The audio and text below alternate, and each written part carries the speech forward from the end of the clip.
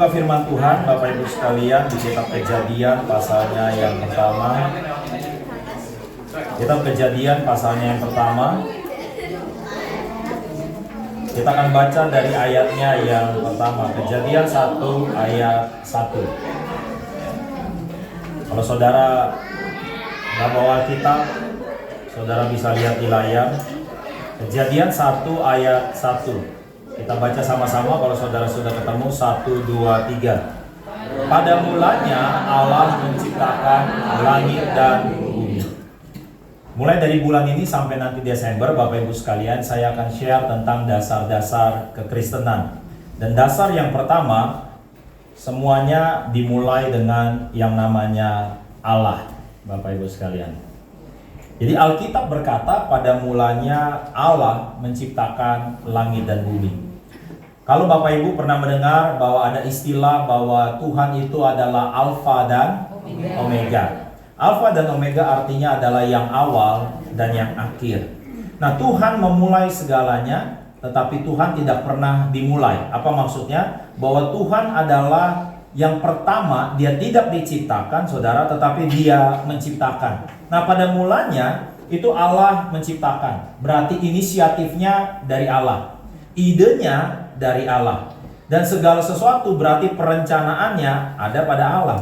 Nah, kita tahu bahwa kitab Kejadian ini semuanya bicara tentang penciptaan. Di ayat yang kedua dikatakan bumi belum berbentuk dan kosong, gelap gulita menutupi samudera raya, dan roh Allah melayang-layang di atas permukaan air.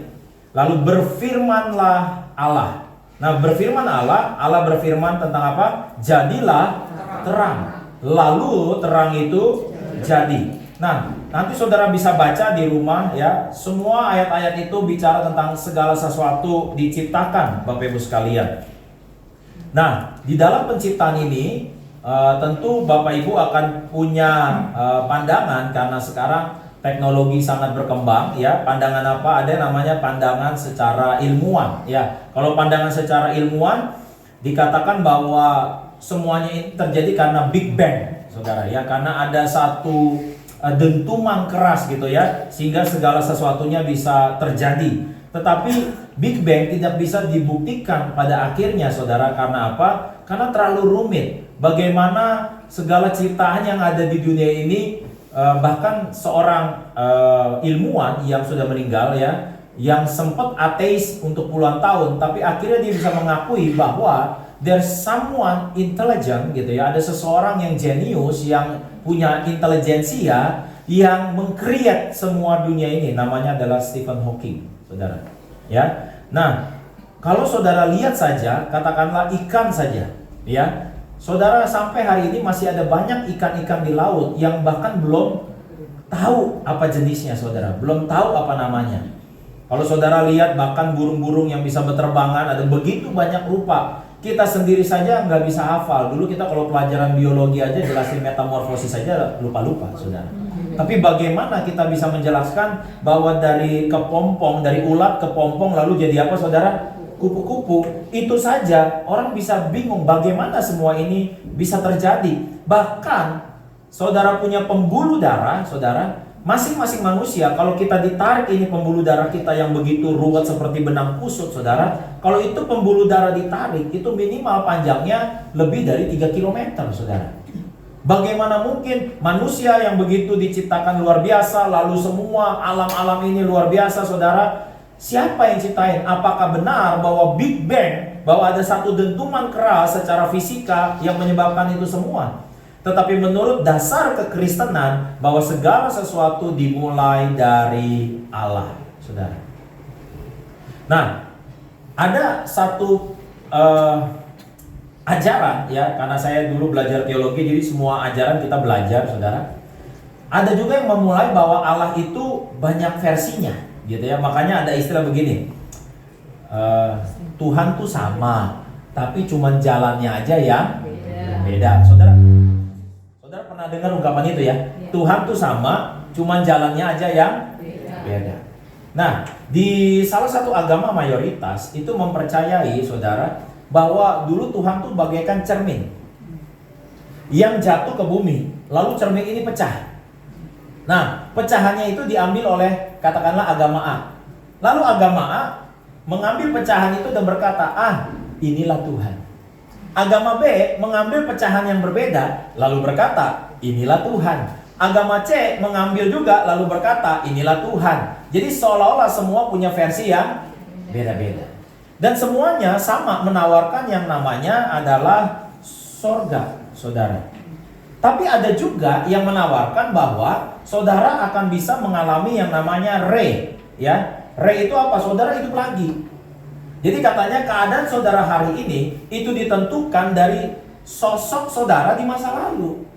Jadi kalau hari ini saudara bisa hidupnya baik-baik, berarti di masa lalu saudara nabur yang baik, ya. Makanya ada istilah bahwa mesti kita hidup baik karena ada yang namanya karma katanya. Nah, karma ini yang akan saudara terima nanti di kehidupan berikutnya. Nah, tetapi saudara, bahwa segala sesuatu dimulai dari Allah. Nah, apa maksudnya? Berarti kita harus menerima, kita harus mengukur segala sesuatu dalam hidup kita itu berdasarkan perspektif Allah, saudara. Berdasarkan pemikiran Allah. Karena dia yang mulai, karena dia yang create, karena dia yang mendesain. Dia desain ini semuanya, saudara, segala sesuatu ciptaan. Sampai akhirnya di Kejadian 1 ayat 26 berkata, berfirmanlah Allah, baiklah kita menjadikan manusia. Jadi siapa yang jadikan manusia?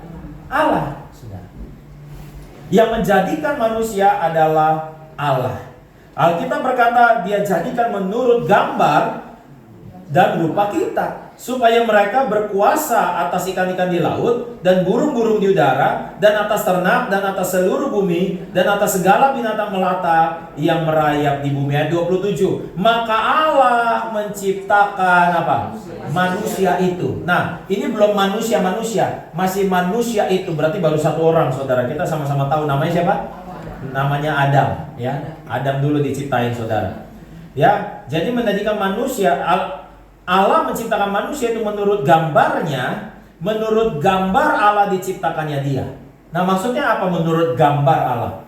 Ya, dalam bahasa Inggrisnya image, ya. Menurut apa? Berarti menurut desainnya dia. Bukan berarti mukanya kayak Tuhan, bukan. Tetapi yang ada di pikirannya dia. Sama seperti dulu saudara sekolah, lalu guru saudara bilang silakan gambar bebas tentang pemandangan. Atau guru saudara silakan menggambar. Nah, berapa banyak saudara yang dulu kecil gambarnya ada 2 gunung, di tengah-tengahnya sawah, lalu ada jalan raya. Di atas gunungnya ada burung-burung, gitu ya. Turun-temurun begitu semua, ya. Ada gambar tentara, ya kan. Itu yang ada di gambaran saudara. Bahwa gunungnya seperti itu, sawahnya seperti itu, jalannya seperti itu. Nah, waktu Tuhan mau ciptakan manusia, dia udah ada gambarannya. Gambarannya dia seperti apa? Gambarannya yang nomor 1 adalah have dominion. Ya, Alkitab berkata berkuasalah kamu. Berarti manusia itu punya kuasa. Kuasa atas apa? Atas seluruh ciptaan. Alkitab berkata atas ikan-ikan di laut, atas burung-burung di udara. Nah, kepercayaan saya, saudara, yang saya belajar secara teologi, dan di sini sebetulnya secara logika simpel. Waktu manusia dikatakan berkuasa atas ikan-ikan di laut, itu artinya manusia bisa melakukan yang ikan lakukan. Karena kalau manusia nggak bisa melakukan yang ikan lakukan, bagaimana manusia bisa berkuasa atas ikan? Apa yang ikan bisa lakukan yang manusia hari ini nggak bisa lakukan? Apa? Hidup di dalam air, bernafas di dalam air. Tetapi saya meyakini saat itu waktu Tuhan ciptakan Adam bisa bernafas di dalam air. Sebab itu Adam bisa berkuasa atas ikan-ikan di laut. Alkitab berkata dia harus berkuasa atas burung-burung di udara. Apa yang manusia sekarang gak bisa lakukan dan burung bisa lakukan? Burung bisa terbang. Nah, saya yakin saat itu Adam juga bisa terbang. Saudara udah mulai curiga sama saya. Adalah saudara terima aja lah, saya udah belajar kok. Tapi kalau saudara tanya pendeta lain, mereka bisa punya pendapat yang berbeda. Makanya di dalam saudara nanti, ini saudara bisa Google. Di dalam cerita Superman, saudara tahu Superman ya? Ya, walaupun gemuk tetap dia S ukurannya. Ya. Superman itu ditulis oleh 2 orang Yahudi di Polandia, saudara, waktu mengalami penyiksaan dari Nazi Hitler, saudara. Jadi pada zaman itu Nazi itu mereka memerangi seluruh Eropa supaya seluruh Eropa tunduk sama Jerman, tunduk sama Nazi. Nah, tetapi yang paling diperangi oleh mereka adalah kaum Yahudi.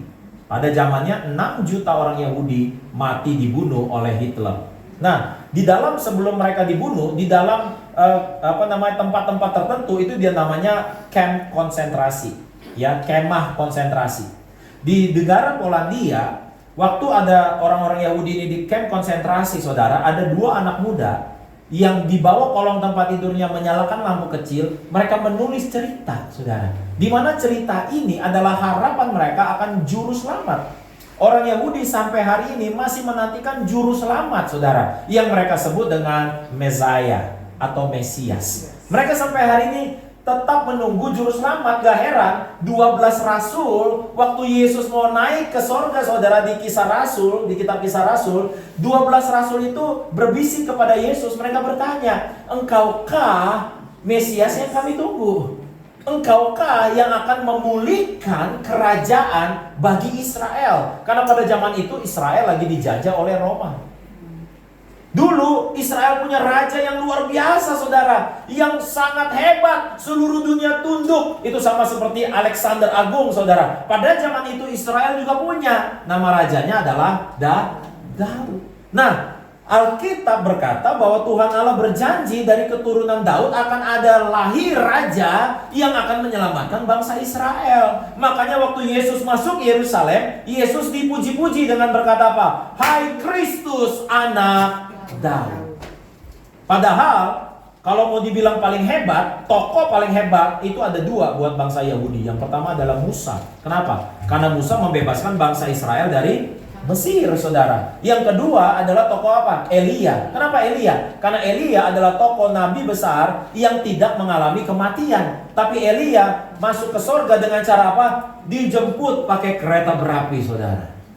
Nah, makanya 2 tokoh ini itu akan ada di nubuatan di akhir zaman. Di kitab Wahyu kalau saudara baca nanti, itu ada namanya 2 saksi Allah, yaitu Musa dan Elia. Bahkan waktu Yesus naik ke atas gunung berdoa dan Yesus diterangi oleh kemuliaan Allah, disaksikan oleh Petrus. Lalu Petrus berkata begini kepada Yesus, "Haruskah aku dirikan 3 kemah? 1 buat engkau, 1 buat Musa, dan 1 buat Elia." Jadi buat orang Yahudi, Musa dan Elia itu tokoh yang luar biasa. Tetapi Yesus tidak disebut Kristus anak Elia. Yesus tidak disebut Kristus anak Musa, tapi disebut Kristus anak Daud. Karena apa? Karena janji Allah bahwa akan ada juru selamat, akan lahir seorang raja yang akan menyelamatkan bangsa Israel dari keturunan Daud, saudara. Nah, oleh sebab itu bangsa Israel, saudara, orang Yahudi menantikan si juru selamat ini. Si juru selamat ini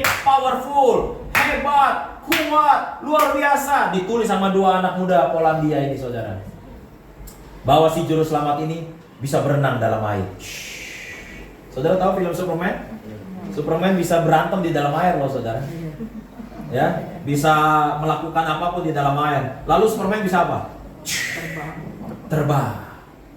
Ya. Terus Superman bisa apa lagi? Matanya keluar api. Superman kebal, tapi ternyata Superman gak kebal dengan apa? Batu kryptonite. Nah, ini ada lambangnya nih. Apa maksud batu di dalam tradisi Yahudi? Saudara masih ingat? Pertama kali Tuhan Allah nulis dengan jarinya di atas batu itu apa? Hukum Taurat, saudara. Nanti kita belajar ya. Mungkin bulan depan itu belajarnya.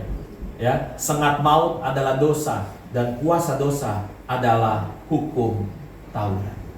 Ternyata kuasa dosa bukan perzinahan, ternyata kuasa dosa bukan setan, ternyata kuasa dosa adalah hukum Taurat. Buat mata-mata yang menganggap saya bertanya-tanya, saudara. Saudara nanti bisa cek di 1 Korintus 15 ayat 55 sampai 57. Bahwa sengat maut adalah dosa dan kuasa dosa adalah hukum Taurat.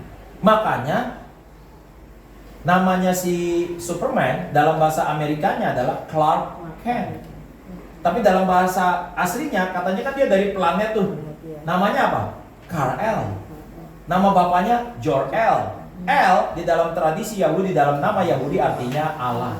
Israel, Gabriel, Mikael. Nah, 2 anak Polandia ini nulis kisah ini, saudara, bahwa Superman adalah juru selamat yang akan datang.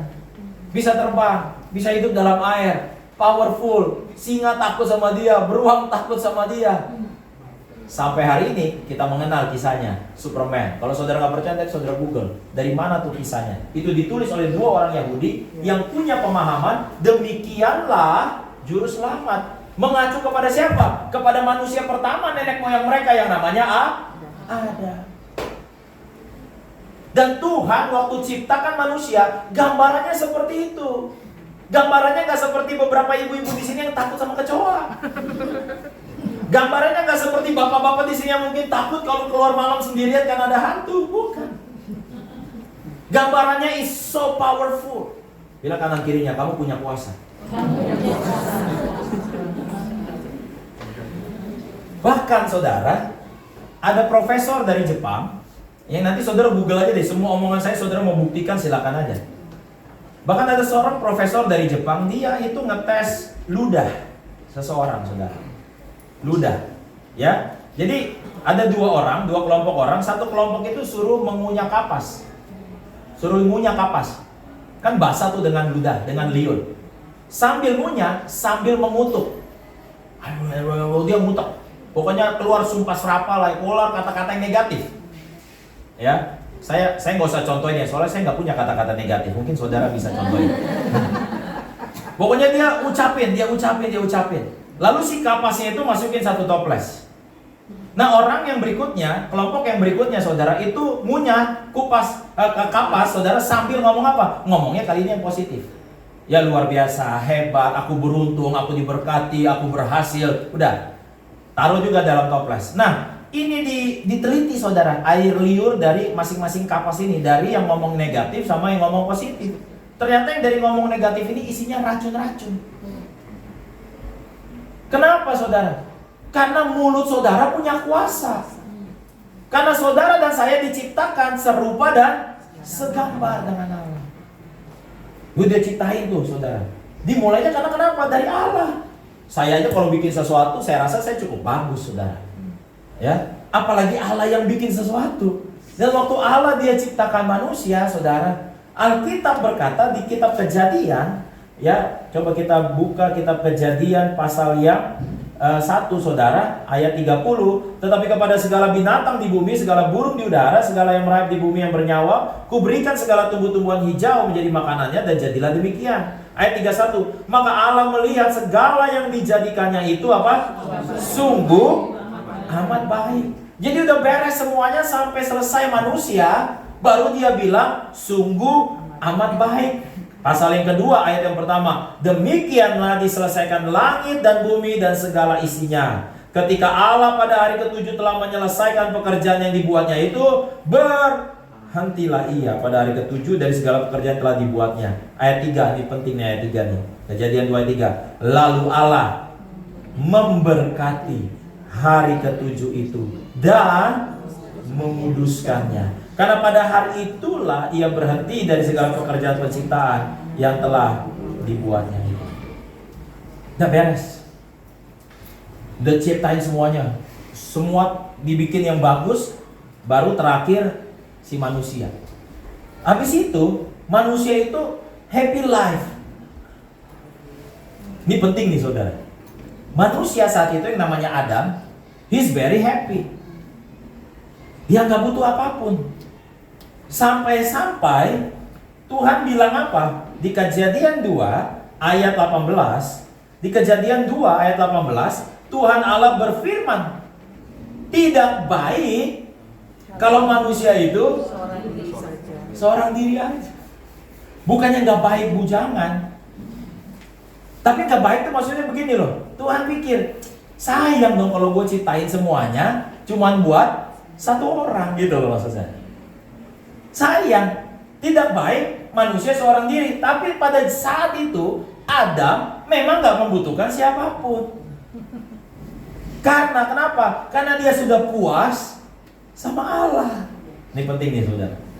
Karena hari-hari ini ada orang yang baru merasa bahagia kalau A, kalau saya punya B, kalau saya punya pasangan, kalau dia mencintai saya, kalau saya naik jabatan. Jadi orang puas Kalau saya punya sesuatu, Adam saat itu Alkitab berkata tidak baik manusia seorang diri. Lalu Allah berkata apa? Aku akan menjadikan penolong baginya yang sepadan dengan dia. Ayat 19. Lalu Tuhan Allah membentuk dari tanah segala binatang hutan dan segala burung di darat, dibawanya lah semuanya kepada manusia itu untuk melihat bagaimana ia apa? Menamainya, dan seperti nama yang diberikan manusia itu kepada tiap-tiap. Ini gambaran Allah tentang manusia. Berarti saat itu Adam tuh very smart, saudara. Dia namain semuanya loh. Dia namain semuanya. Saudara sebutkan 5 nama ikan aja belum tentu bisa. Dia namain, Alkitab berkata tuh ya. Lalu ayat 20, manusia itu memberi nama kepada segala ternak, burung di udara, binatang hutan, tapi baginya sendiri ia tidak menjumpai apa? Penolong yang sepadan dengan dia. Ayat 21, lalu Tuhan Allah apa? Membuat. Lagi-lagi yang bikin siapa? Allah. Lalu Tuhan Allah membuat manusia ngapain? Jadi kalau saudara susah tidur, saudara udah tahu kan saudara harus minta ke siapa? Karena Tuhan Allah yang membuat tidur. Lalu pas tidur nyenyak diapain? Ketika ia tidur, Tuhan Allah mengambil salah satu rusuk daripadanya, lalu menutup tempat itu dengan daging, dan dari rusuk yang diambil Tuhan Allah dari manusia itu, dibangunnyalah seorang perempuan. Lalu dibawanya kepada manusia. Ini juga petunjuk loh buat para suami-suami di sini. Jadi engkau harus memperlakukan pasanganmu, perempuan itu, dengan cara apa? Dibangun, dikembangkan. Bukan dipembantukan. Kalau dipembantukan bukan dibangun, saudara. Lalu dibangunnyalah perempuan itu, dibawanya pada manusia. Ayat 23. Lalu berkatalah manusia itu pas lihat si perempuan, inilah dia, tulang dari tulangku, daging dari dagingku. Ia akan dinamai apa? Perempuan. Ya kita kenali dengan Hawa. Ya kalau bercandaannya kan katanya bahasa Inggrisnya woman. Jadi waktu si Adam ini lihat si perempuannya langsung woman. Jadi woman namanya katanya. Udah nih, ayat 24 apa? Sebab itu seorang laki-laki akan meninggalkan ayahnya dan ibunya, bersatu dengan istrinya, sehingga keduanya menjadi satu daging. Ini ada yang nanya nih, Pak, emang bapaknya Adam ada tuh sampai dia harus ninggalin? Emaknya siapa? Nah makanya saya mau ngajari saudara dasar-dasar kekristenan, supaya saudara nggak disesatkan oleh pengajaran-pengajaran. Ya, tapi ini berbulan-bulan ya. Yang saya ajarin pertama ini dulu, ya, bahwa semuanya dimulai dari Allah. Nah poinnya bukan karena Adam punya bapak atau ibu sehingga dia harus tinggalkan dan bersatu dengan Hawa. Tetapi poinnya adalah di ayat yang di kalimat yang terakhir, sehingga keduanya menjadi satu daging. Jadi satu paket, satu pemikiran, sevisi. Makanya suami istri itu pasti harus sevisi. Kalau udah nggak sevisi, udah pasti akhirnya kacau perjalanannya. Nah di dalam organisasi juga sama. Ya pecah kongsi terjadi karena nggak sevisi, nggak sepakat gitu ya. Udah, ayat 25 ini kuncinya nih saudara. Ini ayat 25 kuncinya sebetulnya. Kejadian 2 ayat 25, boleh nggak kita baca sama-sama? Mereka keduanya tetapi mereka tidak. Kenapa mereka telanjang tapi nggak merasa malu? Kejadian 2 ayat 25 ini saya sebut sebagai kemuliaan Allah. Kemuliaan Allah. Kejadian 3, Kejadian pasal 3. Adapun ular yang paling cerdik dari segala binatang di darat yang dijadikan oleh Tuhan Allah, ular itu berkata kepada perempuan itu, tentulah Allah berfirman, semua pohon dalam taman ini jangan kamu makan buahnya, bukan? Benar gak tuh omongan? Gak benar saudara. Tuhan bilangnya semua boleh kecuali satu. Ada satu yang jangan. Tapi iblis lewat ular ini bilang apa? Semuanya jangan kan? Padahal semuanya boleh, yang jangan cuma satu. Nah pelan-pelan. Ayat 2. Lalu sahut perempuan itu kepada ular, buah pohon-pohonan dalam taman ini boleh kami makan, tetapi tentang buah pohon yang ada di tengah-tengah taman, Allah berfirman, jangan kamu makan ataupun raba buah itu nanti kamu Mati. Tetapi ular itu berkata kepada perempuan itu, nah sekali-kali kamu gak mati. Tetapi Allah mengetahui bahwa pada waktu kamu memakannya, matamu akan terbuka, kamu akan menjadi seperti Allah, tahu tentang yang baik dan yang jahat. Ayat 6. Perempuan itu melihat bahwa buah pohon itu baik untuk dimakan, sedap kelihatannya, lagi pula pohon itu menarik hati karena memberi pengertian. Lalu ia mengambil dari buahnya, dimakannya, dan diberikannya juga kepada siapa? Suaminya. Ini suami takut istri nih, suruh makan mau makan aja. Yang bersama-sama dengan dia dan suaminya pun memakannya. Ayat 7, nah ini penting. Ayat 7 tadi nyambung dengan Kejadian 2:25. Mereka telanjang, tapi mereka gak merasa malu. Nah ayat 7 bilang apa? Maka kenapa bisa dibilang terbukalah mata mereka? Alkitab bahasa Inggrisnya bilang they realize bahwa mereka telanjang. Siapa yang kasih tahu? Waktu itu Tuhan jalan di taman, terus mereka takut. Terus ditanya sama Tuhan, kenapa kalian sembunyi? Karena kami telanjang. Siapa yang kasih tahu? Siapa yang kasih tahu? Nah, apa maksudnya mereka telanjang? Mereka tahu mereka telanjang. Ya, untuk edisi kali ini di minggu ini saya tutup dengan Roma 3 ayat 23. Boleh kita buka Roma pasal yang ketiga ayat yang ke-23. Sesudah itu kita perjamuan kudus dan saya akan berdoa buat saudara. Kita lanjutin minggu depan saudara. Jadi setiap minggu ini kita serial, ya, serial. Roma 3 ayat 23. Saya baca buat saudara semua, ya. Karena semua orang telah berbuat dosa dan telah. Kenapa dibilang semua orang telah berbuat dosa? Allah yang mulai. Allah mulai menciptakan manusia. Allah ciptain semuanya, Allah siapin semuanya, Allah sediakan semuanya. Cuman satu aja yang jangan. Tapi akhirnya saudara, apa yang terjadi? Ini manusia.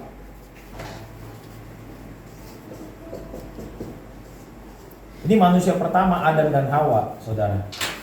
Ketika mereka berdosa, Alkitab berkata semua orang telah berbuat dosa dan telah kehilangan kemuliaan Allah. Nanti kita belajar ya. Allah memulai segala sesuatunya dengan baik, sungguh amat baik, bahkan Alkitab katakan. Tetapi manusia, khususnya Adam dan Hawa, mereka makan buah yang dilarang itu. Sehingga berdasarkan hukum Allah, semua anak, cucu, terus sampai akhirnya siapa? You, kamu dan saya. Di mata Tuhan, saudara berbuat dosa. Walaupun saudara belum bikin dosa. Kok bisa? Karena saudara, anak cucunya Adam dan Hawa. Tahu nggak saya bisa jadi Naibaho dari mana? Nama saya Junianto Naibaho. Tahu nggak caranya saya jadi Naibaho gimana? Saya nggak ngelamar ke persekutuan Naibaho. Saya nggak ikut sekolah untuk ngambil marga Naibaho. Lalu saya lulus 7 tahun, dapat sertifikat Naibaho. Saudara tebak deh, bagaimana saya caranya jadi Naibaho? Karena bapak saya Naibaho. Saya kasih saudara pertanyaan. Ini pertanyaan agak susah sedikit ya, sorry ya. Ini kan minggu-minggu ini anak-anak lagi masa ujian kan, jadi orang tuanya kasih ujian juga nih. Coba saudara tebak, kalau di usia 5 tahun, opung saya, kakek saya meninggal, saya ada nggak? Mikirnya berat nih. Coba saya ulang ya, saudara kayaknya bingung nih. Kalau opung saya di usia 5 tahun kena step panas tinggi lalu meninggal, saya ada nggak sekarang? Nah, coba aja biar saudara yakin nih, biar saudara yakin. Saudara mulai goyah imannya. Tuh udah mulai nanya kawan, udah mulai. Mau telepon teman dulu, Kalau friend. Kalau opung saya usia 5 tahun meninggal, saya ada nggak? Tepuk tangan dong. Pinter ya. Ya nggak ada.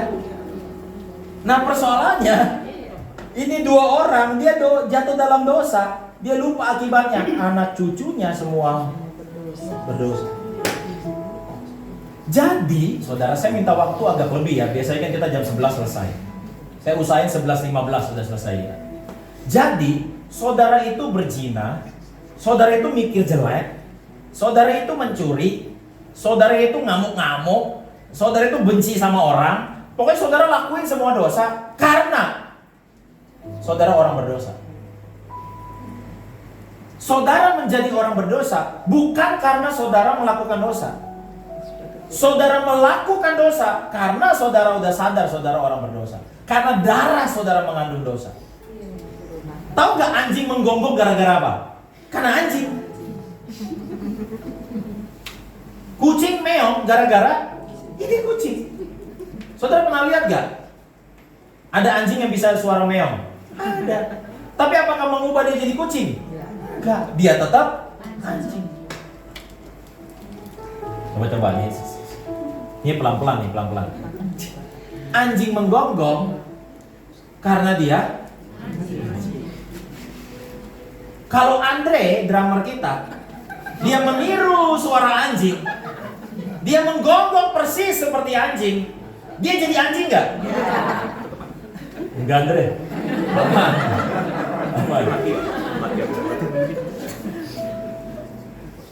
Kalau kita pergi ke daerah Jawa Tengah, pasti saudara otomatis suaranya logat Jawa.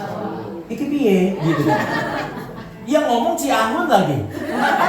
Udah mukanya nggak ada Jawa-Jawanya. Terus dia berbahasa Jawa. Apakah dengan dia berbahasa Jawa, dia pakai baju Jawa, dia pakai semua riasan Jawa menjadikan dia orang Jawa? Enggak. Jadi banyak orang, mereka berpikir, aduh, gue orangnya rusak banget ya, gue bobrok banget ya, gila ya gue. Akhirnya dia menghukum dirinya sendiri, dia merasa menjadi orang berdosa. Saudara, saya mau ingetin, saudara bikin dosa karena memang darah kita waktu kita lahir udah mengandung dosa. Waktu saya masih jadi guru, saudara, di Springfield di Permata Buana, saya ngajar dari TK sampai SMA. Satu ketika saya ngajar, lalu ada ujian buat anak kelas 3 SD.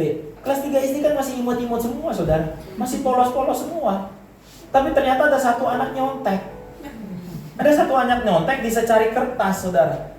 Secari kertas begini nih, saudara. Jadi dia mau kasih contekannya ke kawannya. Karena itu sekolahnya dalam bahasa Inggris, jadi saya ngomong dalam bahasa Inggris kan. Hey Linda, namanya Linda. Hey Linda, what are you doing? Tahu saudara, ini kertas yang masih bagus. Dia ambil pakai tangannya, dia lecek, lalu dia depan saya, dia begini, nothing. Nothing. So I pick up the paper. Jadi saya ambil tuh kertas. What is this? It's not nothing, it's everything. Ini siapa yang ngajar? Kok bisa tiba-tiba otomatis, otaknya secara logika? Berapa banyak anak-anak saudara yang enggak, bukan aku mama. Siapa yang ngajar bohong? Mungkin saudara udah curiga nih, bapaknya pasti ini. Kalau gini-gini ini nurun dari bapaknya. Karena sudah mengandung dosa. Nah masalahnya, setiap orang yang berdosa nggak masuk surga. Setiap orang yang berdosa, bukan melakukan dosa loh. Setiap orang yang berdosa, yang statusnya dosa. Kebayang gak kalau Tuhan bikin maklumat, setiap orang Jawa nggak masuk surga? Ayo kalau kayak begitu gimana? Setiap orang Chinese nggak bisa. Saudara yang lahir sebagai orang Chinese, sorry, lah gue mesti gimana? Lah gue mesti gimana? Ya gue udah lahir begini, gue juga nggak minta lahir begini kok. Masalahnya gue udah lahir begini. Makanya saya yakin di sorga nanti, saya sih yakin Adam dan Hawa masuk sorga. Tapi saya yakin Adam dan Hawa pasti ada di dalam pagar-pagar besi, saudara. Karena semua orang mau jitakin dia. Ini gara-gara lu nih. Makanya nggak ada jalan lain. Saudara dan saya itu nggak bisa hanya lahir di dalam jalur manusia dengan darah manusia. Makanya Yesus bilang kepada Nikodemus, seorang kepala rumah ibadah yang datang malam-malam kepada Tuhan Yesus. Dia juga frustasi, saudara. Mampus dong gua orang berdosa nih. Terus gua mesti gimana gitu, kurang lebih bahasa sederhananya ya. Dia ngomong sama Yesus, gua mesti gimana? Nah Yesus bilang apa? Bagi manusia nggak mungkin, tapi bagi Allah segala sesuatunya mungkin. Lalu Yesus bilang apa kepada Nikodemus? Kamu harus dilahirkan kembali. Kan jalur ini nih, kita di jalur ini nih. Nih, ada yang kayak saya naik baho, ada yang Simatupang, ada yang Lim, ada yang Tan, ada yang Paijo. Itu di jalur ini nih. Saudara yang bilang sio macan lah, gua sio naga lah, kata kuamia gua beginilah. Sama, saya sio anjing, bapak saya naga, mama saya ular. Saya bingung, naga sama ular lahir anjing. Ini jalur saudara nih. Jalur saudara dan saya ini manusia. Saudara pasti masuk neraka kalau saudara tetap di jalur ini. Perbuatan baik saudara jadi laku nggak? Nggak bisa. Ayo Pak Hendri, kalau Pak Hendri ngefans sama saya, Pak Hendri bikin sebaik-baiknya apapun ke kumpulan keluarga Naibaho, percayalah, nggak akan jadi Hendri Naibaho, nggak akan. Nah kan? Ya kan? Nggak akan, percayalah. Bagaimana supaya jadi Naibaho? Ya kamu harus lahir dari Naibaho. Lalu Nikodemus kan bilang sama Yesus, loh gimana caranya? Berarti saya harus masuk lagi perut mama saya. Ini kata-kata Nikodemus, berarti saya harus lagi masuk perut mama saya dan dilahirkan balik. Oh bukan, kata Tuhan. Caranya cuma kalau kita percaya kepada Yesus. Nah, kalau kita percaya kepada Yesus, maka saudara lahirnya lahir baru. Saudara punya marga, saudara punya family, saudara punya keturunan, saudara punya darah, darahnya darah Yesus. Makanya Alkitab berkata, kita panggil dia, ya Aba, ya Bapa. Kalau agama lain, ya Allah, ya Tuhanku, karena masih jalur ini. Tapi karena saudara dan saya percaya kepada Yesus, dasar kekristenan meyakini saudara yang percaya kepada Yesus, sekalipun dosamu merah seperti kirmisi, Yesus buat seperti putih, seperti salju. Kok bisa? Karena darah Yesus yang menyucikan saudara. Kok bisa? Karena saudara diadopsi sama Yesus Kristus. Dan Tuhan berkata, inilah anak yang kukasihi, kepadanya lah aku berkenan. Bilang kanan kirinya, kamu anak Tuhan. Amin saudara. Boleh kasih tepuk tangan buat Tuhan Yesus. Alkitab berkata, ini bukan dengan emas dan perak saudara dapat, bukan dengan perbuatan baik. Alkitab berkata di 1 Petrus 1 ayat 18-19, tetapi dengan darah yang mahal. Nanti kita bisa jelas semuanya. Kenapa sih kita tepuk tangan, kenapa sih kita angkat tangan, kenapa sih kita masuk ke gereja, kenapa kita berdoa, kenapa kita baca Alkitab. Nanti di minggu-minggu berikutnya saya jelasin. Tapi minimal dasarnya saudara tahu dulu bahwa Allah yang memulai. Allah yang memulai, saudara. Allah yang menciptakan segalanya. Allah siapin semuanya, tapi manusia jatuh dalam dosa. Dan semua manusia lahir dalam dosa.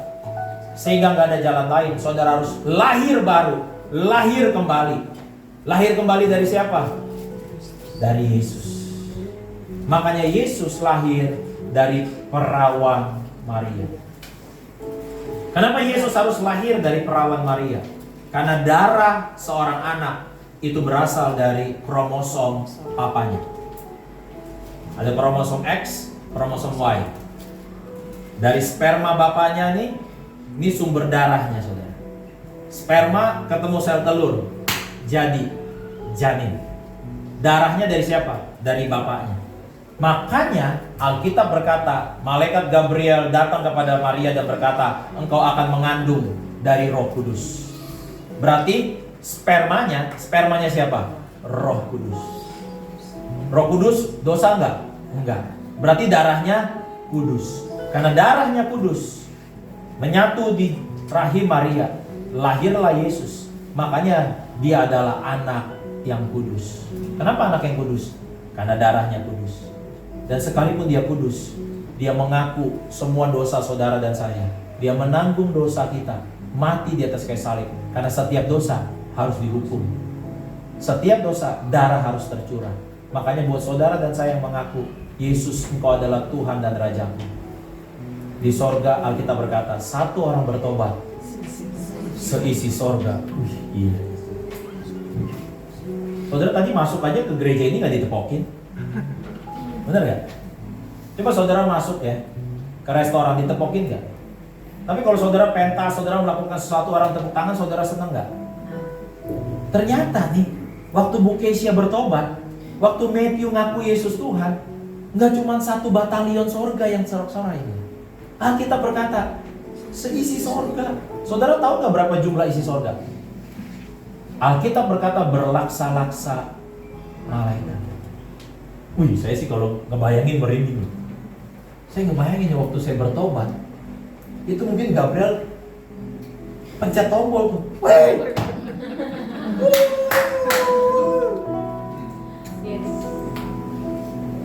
Mungkin pas nanti Pak Erwin masuk surga, wah si Mimin nih.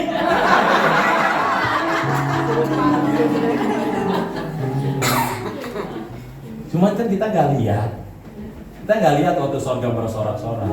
Tapi bukan berarti karena saudara nggak lihat itu nggak terjadi. Di alam roh itu terjadi. Nah kalau hari-hari ini saudara ngerasa hidup saudara susah, hidup saudara mumet, ya karena memang setan nggak suka saudara.